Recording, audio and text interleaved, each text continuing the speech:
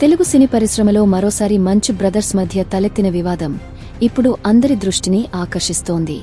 మంచు మనోజ్ తన సోదరుడు మంచు విష్ణుపై పోలీసులకు ఫిర్యాదు చేశాడు.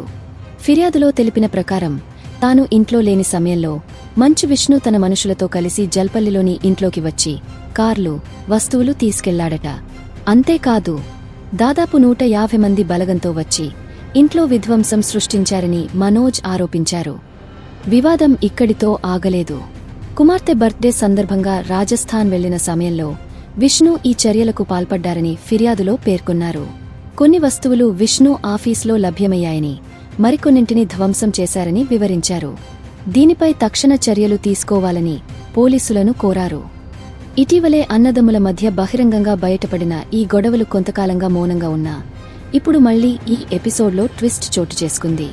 అప్పుడు పెద్దల జోక్యంతో విరమణ ప్రకటించిన మంచు ఫ్యామిలీ ఇప్పుడు మాత్రం న్యాయపోరాటానికి సిద్ధమవుతున్నట్లు కనిపిస్తోంది.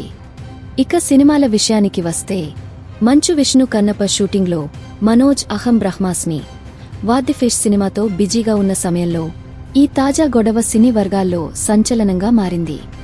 ఇంట్లో సమస్యలు ఇంట్లోనే పరిష్కరించుకోవాలని ప్రయత్నించానని, తండ్రి మోహన్బాబుతో మాట్లాడేందుకు చేసిన ప్రయత్నం విఫలమైందని మనోజ్ పేర్కొన్నారు.